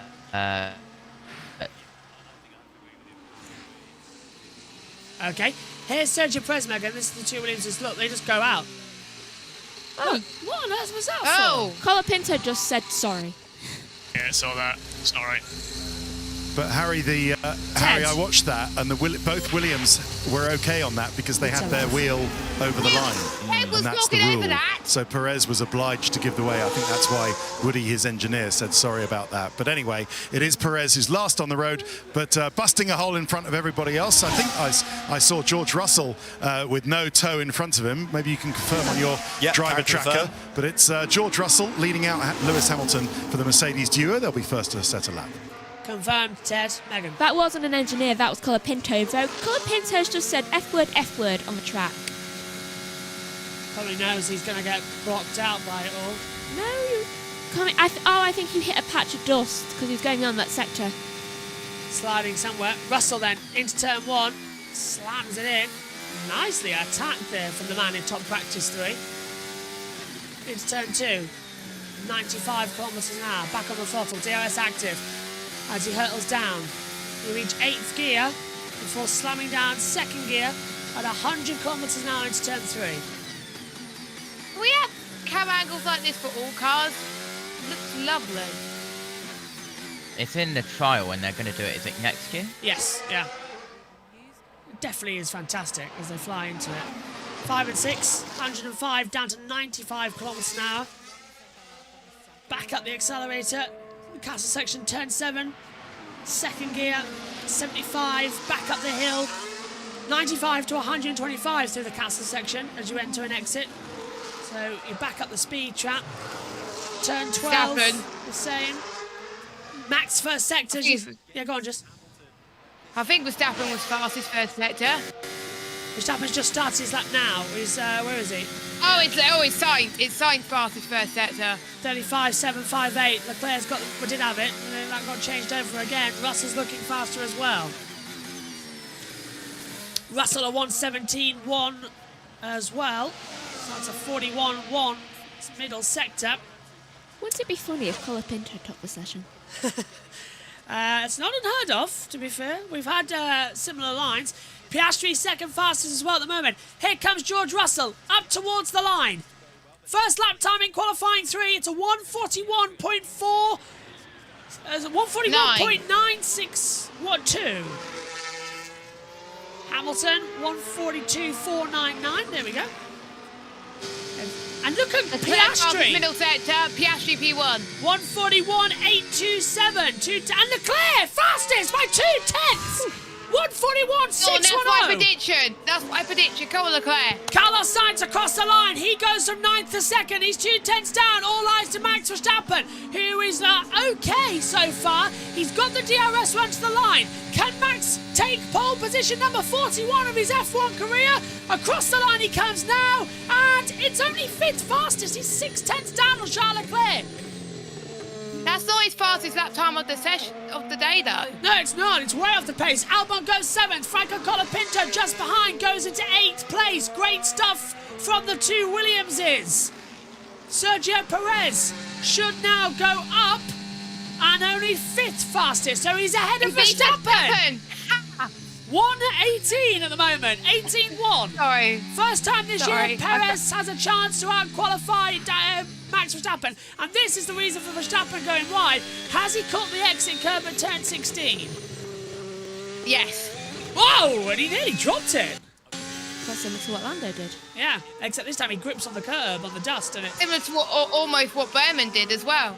Now that would explain the reason he's 6/10 down. So is that really a likelihood that we're going to see Max be faster?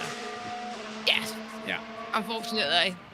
You did spot, Jess, that it wasn't his fastest time of the weekend. Not even of this qualifying. Ooh, I don't know. That's why I was like to you guys, don't get your hopes up. Next. I don't know. Something could be different? Yeah. Your dinner. On board with Lewis Hamilton. He's pitting. And he has a radio. Far behind away. So to Leclerc, it's 8.5 tenths. Come on, guys. Get those temperatures up. And just... Track surface slippery, sector 13, where Perez is coming through. The oil flag's gone out. Ain't good. So the slippery surface flag. With 5 minutes to go. All dive down into clear. Yeah, clear. Excellent. Probably just like leaves or something on the line. All that bag. If Max has a bigger problem, this could be quite an entertaining race if he starts, let's say, 7th and Lando's 17th. That McLaren's going to carve through the field like butter with the DRS. It will. Especially at the start of a race. And if there's any, crashes, then very easy. Where are the two Alpines? One's in 20th. Gasly's 13th. Meaning Havoc at the back. And Havoc around Hulkenberg and Tsunoda. Mainly Tsunoda, I'm guessing. It's a stat that I don't like, because we take a look at Sergio Perez. This is at turn 15. Has he touched the barrier? Just avoided it. I'd say that's about 0.2 millimetres off. We've said that Lando Norris, whenever he has pole position, always loses places. Lando's never led the... Losing it in quali instead. No, Lando has never led the opening lap of a Grand Prix after he's had pole position, right? Would it surprise you to know that... turn 1. Yeah, but he never led the opening lap. Would it surprise you to know that in every race so far this year, Lando Norris has lost places on lap 1? Okay, we do a quick turnaround because we don't want to be the last car. Yeah, confirm. He's listening. That's Perez' video. You sure about that? Well, he's unlikely to lose position to Bottas, Show and Ocon. Yeah, but seriously, Lando Norris, at the start of every Grand Prix this year, has lost places on the opening lap. Every other driver, including Logan Sargent and Franco Colapinto and Ollie Bearman, every other driver who's taken part this year has gained places on the opening lap. I know why. Even Zhou Guan Yu, Piastri. Williams still has the Oh, no! Oh no! And is that Alexander Albon? He's still got the engine cover on. No, yes it is! It's Alexander Albon! He's got the aero intake stuck and he's signalling to a marshal, and this is going to red flag the session with 2:44 to go.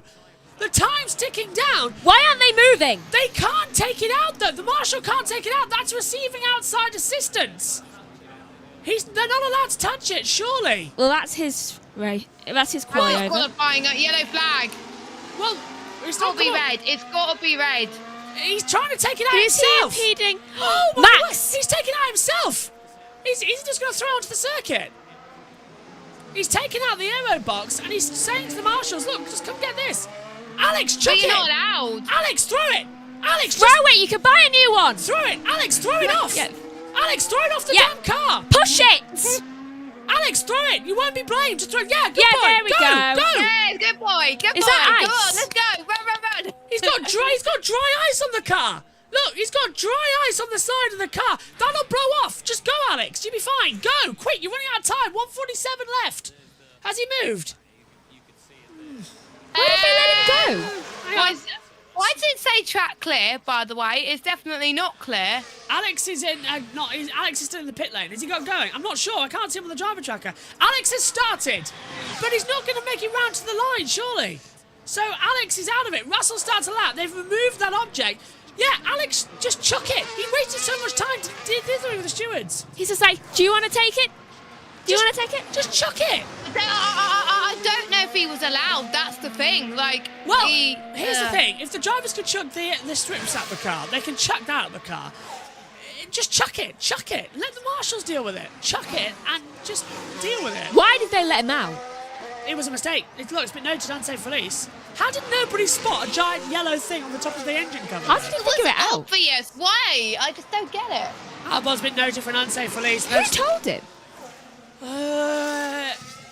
Is that with a push or a normal lap? Yeah, we're going to have to pick up some speed. Oh, Max Verstappen's finally learned something about himself. Guys, take a look at the AI radio transcripts. Take a look at the radio. Oh, yes! Max Verstappen. I love it. Yeah. Have you seen it, JT? No, I don't have it open. Oh, wait, can I say it? No, we can't say that. No, you can't. Yeah. Well, we'll see. Right. I'll send it. Send it in managers. He'll send I'll it. screenshot it for you. Alexander Albon will be investigated after the session for an unsafe release. Meantime, we're in the end phase of qualifying here. George Russell's fourth fastest at the moment. Can he get anything? The checkered flag comes out. Albon's 8/10 down. Russell might just have it. Leclerc's got the fastest first exit of anybody so far, and that's just been taken by Sergio Perez. 35.649. Russell's up to the line now. Where's he going to qualify on the grid? Russell stays fourth. Lewis Hamilton just man. Piastri could get his first ever pole. He's fastest now in that middle sector. Perez taking it. Hamilton stays seventh as well. Albon missed the line. He takes 8th place. Here comes Oscar Piastri for front row start. Again, it's only 2nd place for Piastri. 76 thousandths down the clear. Carlos Sainz is up to the line now as well. Can he take it away? Down. No! Sainz goes third. Charles Leclerc improves and takes pole position here in Baku. Provisionally, a 1:41.365. Leclerc could be off for his 4th pole in a row here. And Alonso goes 8th. Verstappen's down. So's Perez. 4 in a row for Charles Leclerc is on the line. But can Max Verstappen do anything better than 6th place as he hurtles up towards the line? Max Verstappen stays 5th. But Perez up to the line. Perez is 4th. Perez for the first time this year out-qualifies Max Verstappen, and Colapinto out-qualifies Albon in his 2nd attempt. It's Charles Leclerc who carries on from Monza and has has pole position number 26 of his career and his 4th pole in a row here in Baku. There is no one better in qualifying here than Charles Leclerc. Piastri 2nd, Sainz 3rd, Perez 4th, Russell 5th, Verstappen 6th. The first time this year Verstappen has been out-qualified by Sergio Perez. And what a qualifying we have. And Russell, for the 14th time this year, out-qualifies Hamilton. Colin Pinto out-qualifies Albon for the first time and gets a 9th place start. And pole position. No chance for anyone else. That was beautiful. Let's go! Yes. Ah. Nice. Good job, boys. For some earth reason, he said helicopter on the radio on the transcripts. But also I saw Albon giving motivational advice to his team on the radio to say, don't worry, we'll get points tomorrow. Paul, I've sent it to you. As they come through, Piastri did touch the wall. That cost him 75. Oh, he just knocked Just it. T, did you get my message in manager's chat? The one in manager's chat or commentator's chat? Manager's chat. What a session. Oh no, in comms chat, sorry. I put it in the wrong chat. I shall leave, but I'm very proud of Colin Pinto right now because not even Sargent could out-qualify Albon. Was probably the messiest lap I've ever done in my life. And yeah, it's still good enough for 2nd position as well. And for Oscar Piastri, that is his best ever grid spot in 2nd. Thank you, Megan. Take care. Bye-bye. We'll see Megan tomorrow for the Azerbaijan Grand Prix at 11:55 a.m. Just a little warning to come into it. Bloody hell. What a quali. What a session. We'll hear from the top 3 shortly as well. Let's get, let's get thoughts of Sky F1 as we will wait to hear from our own Punchy team during the break. Ferrari have kind of emerged from the bit of the slump they've been in over the last few races, now trying to sort out those problems with bouncing on the floor. Leclerc climbs out of his Ferrari and, well, we call him a specialist around here. He's brilliant over one lap, has yet to convert those pole positions into a win. Could he do it tomorrow? He took his first points here back in 2018, has the most amount of pole positions around this track. He had a brilliant Formula 2 race as well back in 2017. Pole and the win on such a tough weekend for him personally. He's strong around Baku, and that is going to tee us up very nicely for the Grand Prix. Franco Colapinto, this is from Virtual Statman, of course. Sean Kelly says he is the first Argentine driver to qualify in the top 10 since Carlos Reutemann started his final Grand Prix at Rio in 1982. Let's head over then. Max does not look happy. Go on, GT. Yeah? No, you first. Go on. What were you saying? I was just saying that that's insane. No, it is insane, isn't it? 1982. Still no idea why that yellow flag came out. They're double checking it. Okay, well, there is Franco Colapinto now watching on. Well done, Franco. Both Williams is 9th and 10th of the grid, 5th row once again. Let's check in then with the team.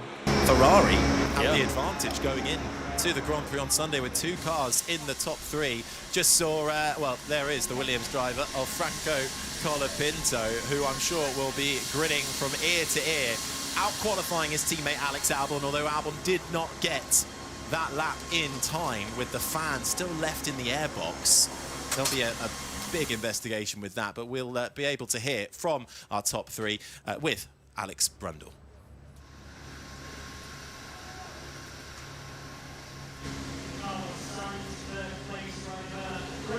Great lap. You seem to have the car underneath you at Ferrari this weekend. Is that the way it felt to you? Really, really strong performance throughout qualifying. Yeah, I think we had a solid quali, solid day in general with the 2 cars, and I think we put ourselves in a very good position for tomorrow. I've never really been 100% hooked up around here in my career. It's a track that I tend to struggle a bit, so to be P3 is a good position for tomorrow, as also my race pace yesterday seemed strong, so all to play for tomorrow. The track was moving around all over the place underneath you. How difficult was it to keep up with the swift evolution of the track early on and then it tailing off towards the last part of qualifying? Yeah, definitely. The track was ramping up a lot and we were getting more and more grip as the track cools down, and and the sun goes down. So it was all about adapting. I found something going into Q3 that gave me a bit more confidence. Yeah, probably wasn't the best of the build-ups to that Q3 lap, but at least I found something that allowed me to put it into the top 3, which is a decent position for tomorrow. Was the Ferrari front row available today, or was it Oscar a little bit far away from you? If I would have been a bit quicker, yes, but it's Baku and I've never been my best version of myself around here. But I think tomorrow we can be. Great job. Thanks so much.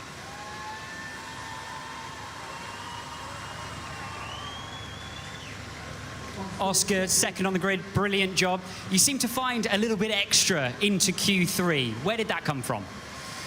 I just got a bit closer to the walls, and on the last lap got a little bit too close. Yeah, just tried to really get the most out of it. You know, this track really rewards commitment. So yeah, the last laps in Q3, you know, I knew I had a lot less to lose. So just try and maximize the car. It was feeling good all the way through. Just didn't maximize it that much in the first part of qualifying, but no, very happy with Q3. Looking at your race pace, are you going to have the speed to be strong and challenge for the victory tomorrow? I think from where we're starting, yes. But I think following around here is going to be really tough. We saw yesterday that you know, it was pretty tough once you got behind someone. So hopefully I can get some clean air, and that would be good. But yeah, we'll see what we can do. I think our race pace is good, but again, the Ferrari is certainly not slow. And given the qualifying performance, goes without saying you have the green light to go all out for victory tomorrow. Definitely. Great stuff. Thank you.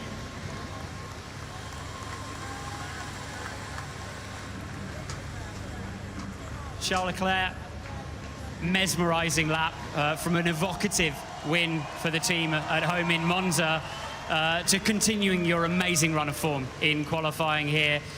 Just talk us through the challenge of setting a lap like that between the walls. It's been so low grip all weekend, but you absolutely nailed it. Yeah, well, I mean, it's one of my favorite tracks of the season. I really like it. It hasn't been an easy weekend because obviously the crash in FP1, which didn't make me lose confidence. I knew that the pace was there, but obviously you've got to build back up to speed. Then in FP2 we had a problem on a new part we brought on the car, and there was something wrong there, so we lost another half an hour, and then it's laps that you don't really recover. So I was a bit not worried, but I knew that we had to make up some time. But the pace was always there, and then in qualifying until Q3 it was all about trying to stay as far as possible off the walls, and then in that last lap I went for it a bit more, and the lap time came very nicely. I mean, the car felt really good and everything felt great, so yeah, it's amazing to be on pole. You have yourself and Carlos up in the top 3 positions. Is that a benefit strategically moving into tomorrow with 2 Ferraris near the front of the field? Let's say it's the best we could have hoped for. So yeah, I mean, normally the even side of the grid is a little bit less grip, so first and third is where you want to start, and hopefully we can play a team game tomorrow to win that race. But it's going to be a long race. In the past we were very strong in qualifying, struggling a bit in the race. This year we have a stronger race car, so I hope that we can finally make it tomorrow. More whispering with the tyres, just like in Monza, to take it through to the end of the race, perhaps? Oh, definitely. I mean, tyre management will be a big thing tomorrow as well. So we've got to do a good job. We've done a really good job in Monza, but yeah, as I said, we have to reset every race as we do, and that's what we did. So tomorrow is another race with other issues, even though tyre degradation is there. It's with different tyres, so you've got to adapt to that, and we'll do our homework tonight to get ready for tomorrow. Outstanding lap. Congratulations, Charles. Thank you very much. Let's confirm how they finished then in qualifying here. It's Charles Leclerc on pole position with Piastri second, Sainz in third, Perez fourth with Russell fifth, Verstappen sixth, Hamilton seventh, Alonso eighth, Colapinto ninth and Albon as 10th. Behrman 11th with Tsunoda in 12th, Gasly 13th, Hulkenberg 14th, Stroll 15th, Ricciardo 16th, Norris 17th, Bottas 18th, Zhou 19th and Esteban Ocon is in 20th. Now before we hear from the team, let's take a look at the touchscreen now as well, and take a look at all this as well. We've got the YouTube chat on as well. Let's take a look at this moment then between Lando Norris and Esteban Ocon. Let's start with Esteban Ocon and hitting the wall. This is the exit of turn 4. Gets the car slightly wide, and as you can see, touches it, blows the rear right tyre as he hits the Pirelli ball as well, so that's gone. He's then, obviously, to everybody else, it gets worse as the lap goes on, I'll show you, but you can just spot here the car. Look at the bottom left-hand side. You can see that it's already gone down, it's punctured, everything's gone there. So he's lost out there for Esteban. This is later on in the lap. This is down at exit of turn 16, entry into turn 17. Now, at this point, if we zoom in on Esteban, you can see the rear... Well, now, of course, because we're looking for the front view, look to the rear right of the car. You can see that the tyre is gone, the carcass has gone down as well. It's all out of it. Take a look over here. This is Marshall Point 16.2. You can see it there, clearly displaying a white flag. So not a yellow flag, this is a white flag. As we just take a look at Alexander Albon on our screens now, kicking out. This is Albon's radio. Alex, you drove spectacularly through qualifying. Well done for that. I'm sorry for that incident. We're going to make sure that doesn't happen again. Yeah, thank you, James. We're going to fight tomorrow, everyone, so don't stress. We can get points tomorrow. Yeah, we win together, we lose together. Simple as that. But we have points on the table tomorrow. Yeah, Albon just got to the line before that checker flag came out. Anyway, this is Marshall Point 16.2, as I said, and you can clearly see it's got a white flag on it. This is Colapinto's radio. Nick, you were mega yesterday. I thought we were not going to go out in FP2, and you saved my life putting me out in that session to get confidence back. Thank you for that. Franco, well done. You've really epitomised what we're all about here, which is pulling together when things get tough. You did a great job of recovering after that incident, and it's really proud to see how you stepped forward across all of this session and these last few sessions. Well done. You can be proud of that. So that's Colapinto then getting a well done on the board there as well, which I think is very nicely done there. By the stewards. Okay, so yeah, you can see Marshall Point 16.2 clearly has the white flag out as Esteban Ocon is alongside them there, telling it on the circuit. Okay, let's move to the next slide then. And this is a few seconds later. This is Lando Norris, exit turn 16. This is what we're talking about in the commentary. Goes off the circuit, runs over the exit curb, and that kicks up dust. He got a slide on as well, so he's lost time there. We know that. But what else do you notice at Marshall Point 16.2? No yellow flag. Not even a white flag. No flag at all is displayed outside of that image of the car. So, at that point, Lando says he heard yellow flag. We're not seeing any yellow flags as well from this angle. Then he goes round the corner and comes in towards turn... This is now turn 18. Very fast, left-hander in there. And you can clearly see Esteban Ocon with the puncture. Now we're back to the rear left. You can see the tyres hanging off. It's going into the apex zone. You've got Lando Norris on the normal racing line just behind as well. He's coming through. I don't think I can draw on it. Can I? Yes, I can. Hey, fantastic. I didn't think I could, but I can. Excellent. So we have this ability as well, which I love. I didn't think we had this. Let's choose a pen. Very thick, and a yellow. So, take a look. Lando's here, and his normal racing line goes into that part of the circuit. So it sort of curves inwards as well around it. I'll try and do that better because for some reason it's not gone 100% there. I'll do it with the highlighter. So his normal racing line is going to come across where Ocon is. Let's change to blue for Ocon. Ocon is going to match him by going into that part of the circuit. So already there's a problem. Because Lando has the car just alongside him and he's on a racing line. So Lando's eye is going to be to go here and see where Esteban is. And it's green. It's green. You see it's green now on the image as well. Yeah, Jess, you've got ahead of me there. I've got... wait there, hang on. You've got ahead of me. So Lando's eye is going to be on Esteban there. But as you said, Jess, take a look here, if I can get my eyes focused. Sorry, I've gone ahead there. Yeah. So Lando said he heard yellow, right? We can all clearly see this here is a green flag. So he has got, it's green. So if we go off that and go back and zoom in, we can see it's a green flag. Now that marshal point on the circuit is marshal point 18 as well. That's where the marshals are. And it's coming through turn 18 on the circuit. So that's the green flag, right? So where's the yellow? There isn't a yellow. However... Hang on, JT, stop. Let's go on board. This is Lando Norris's onboard camera, right? So, like I was saying earlier, his eyes are focused over here to where Esteban Ocon is. And he's looking up at that marshal point. I can't see that flag. It is green, but I can't see it's flashing green. So what would I look at? I'd look at my dash. And what's the dashboard? I got a perfect soundboard to play for this. Well, hang on. Go on. Where's the yellow? Winnie! Way too loud. Yeah. I'm trying to do a bit of serious analysis here, you two. Just wait there. Wait behind the scenes for a second. Take a look at the dashboard, because there is no yellow flag. These 3 lines here, can I edit this now? Let's have a look. I want to show you here. Watch out for, if you're new here to Formula 1 and don't know, let's zoom in here. You need to be looking here. These dashboards. Now this sign here, as I'll get my yellow marker, oh, that's way too big now to come through. This is our first day using this. So you need to look here.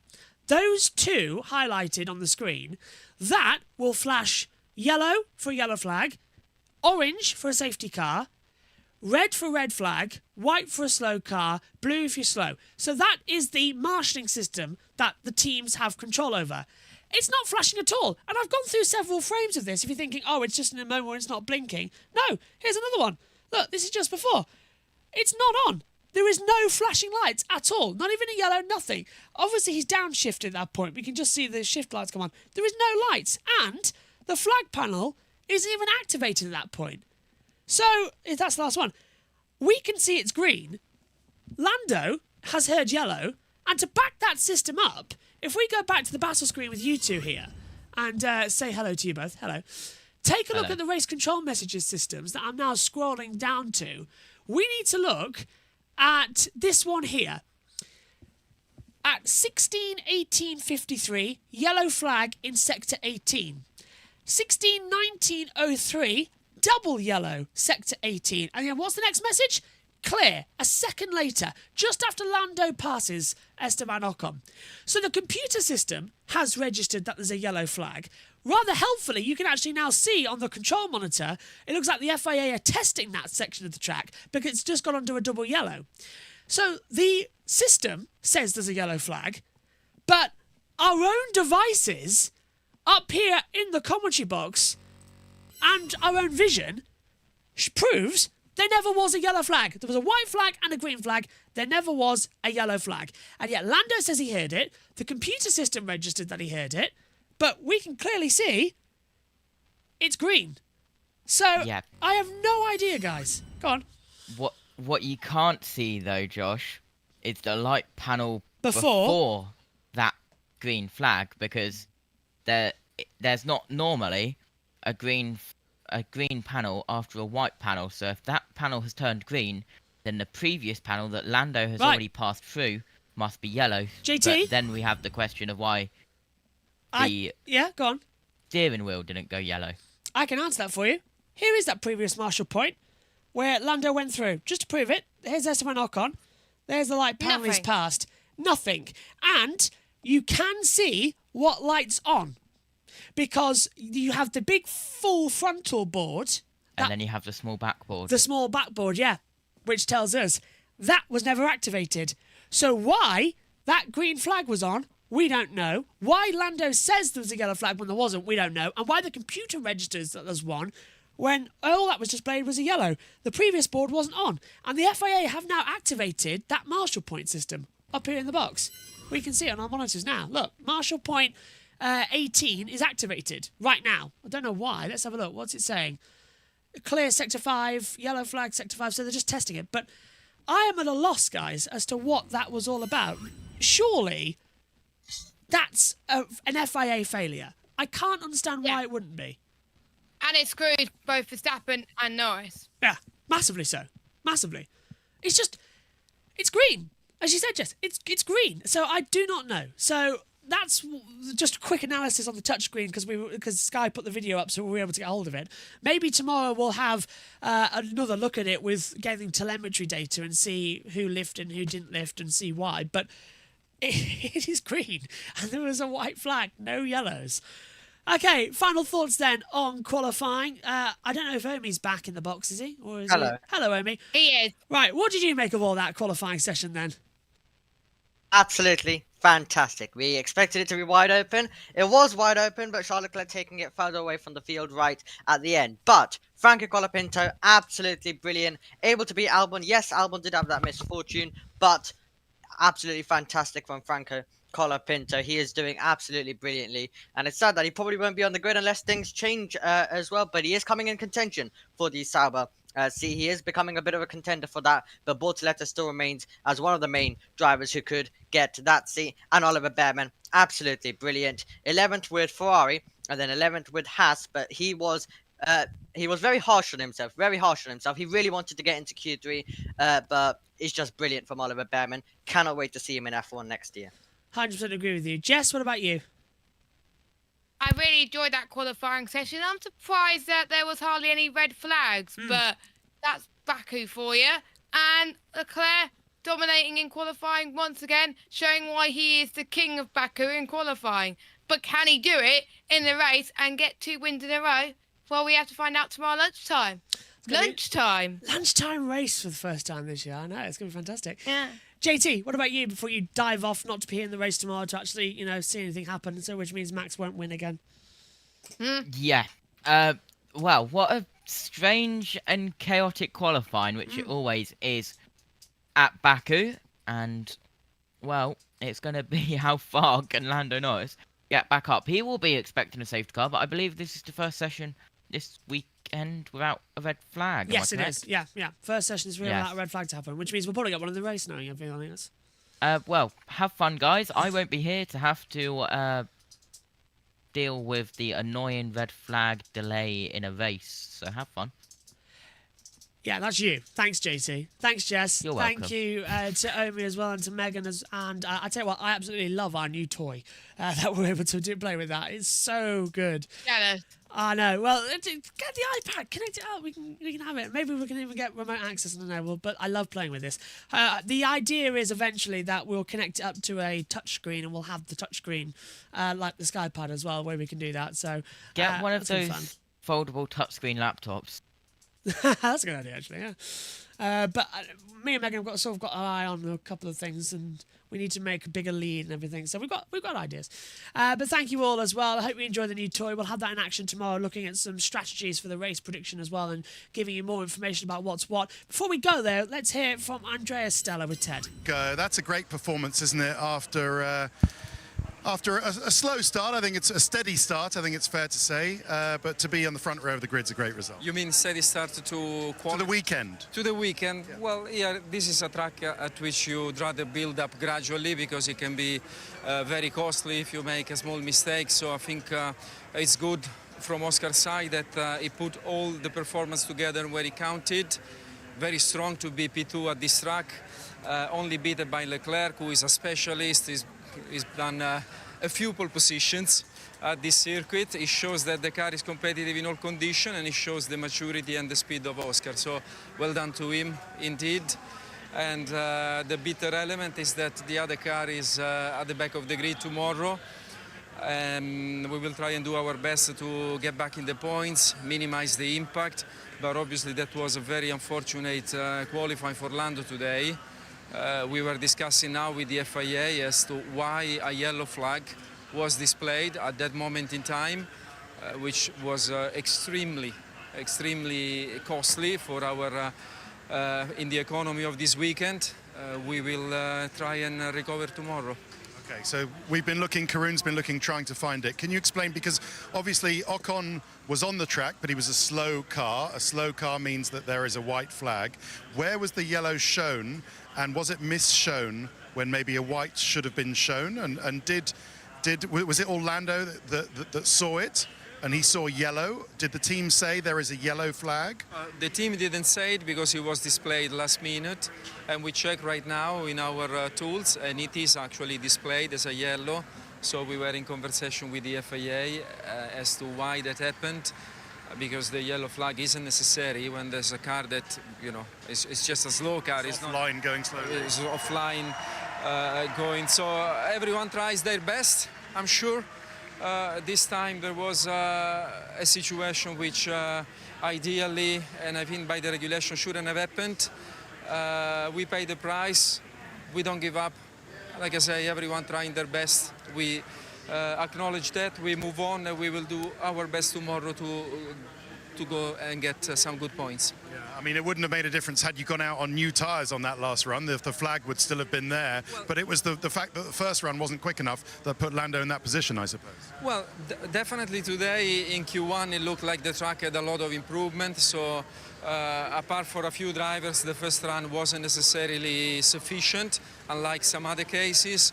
The used tyres were good, like Oscar does a 43.0 and Lando was exactly at the same kind of pace, and Oscar's time was good for a P3 at the end of Q1. So I think the used tyres were good enough. We saw even in Q3, Oscar on a used tyre, he was P3 at that moment in the final session of qualifying. So I think Lando at the wrong time, in the place in which there was a yellow flag displayed, which ultimately wasn't necessary. Thanks very much for clearing that up. See you tomorrow. Thank you. Yeah, and I think Karun's actually got a bit more analysis on this, so we'll stay with Karun. Saw Marshall waving a white flag, which was a bit that was confusing.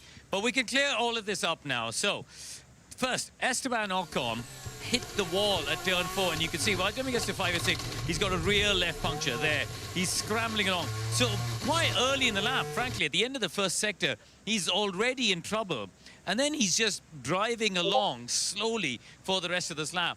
When he gets to turn 16, he cuts across the inside area there, and that white flag from the marshal was up on the right-hand side that we saw from the off-board earlier on. Now, for Lando Norris, it really was a case of wrong place at the wrong time. Because, look, he comes through turn 15. Now, we'll slow it down. Look here, and we'll try and zoom in. There. Do you see the panel flashing up in the distance? That is the yellow flag that Lando Norris has seen. So, momentarily, it's gone yellow. Now, if we clear the arrow and play it along... But that's not Marshall point 18, that's 16. At that point. So actually, it was such a short yellow flag, and I can understand why Andrea Stella and McLaren want to query this, because, first of all, I think there's a question around if Ocon had the issue at the end of the first sector... But that's the wrong marshalling point. Why was he point? driving around for the rest of the lap and essentially ruining everyone else's lap? But then on the flip side, if he'd stopped, it would have been a yellow all the way around. So I think that there's a procedural conversation for everyone to have around, could it have just stayed white? Could it have just been a white flag all the way around? Ocon was doing his best to get off the racing line, cut across those apexes, and then it wouldn't have ruined those final laps. So yeah, really, really unfortunate for Lando. Absolutely wrong place at the wrong time, just for 1 second, because actually no one else had that issue. So yeah. Bad luck for him, and he's got a lot of work to do tomorrow. But Karun's got that one wrong, because that was Marshall point 16 that was showing apparent yellow, but on the register it's Marshall point 18. That's further on down the track. That's the one I showed you, which was at turn 18, which was when Norris got there. So that's wrong again. That's the wrong marshalling point system. So what is going on right now? It's all up in the air. Oh, I don't know. Crazy. Anyway, we'll get more information on that ahead tomorrow and do some shows. Thanks to Jess, thanks to Josh, thanks to Amy, thanks to Megan as well, thanks to all of you at home. A strange day here in qualifying for the Azerbaijan Grand Prix. We'll be back tomorrow where it's Charles Leclerc on pole for the 26th time in his career. 4th time in a row, though, here in Baku. Thanks for your company. We'll see you later. Bye-bye.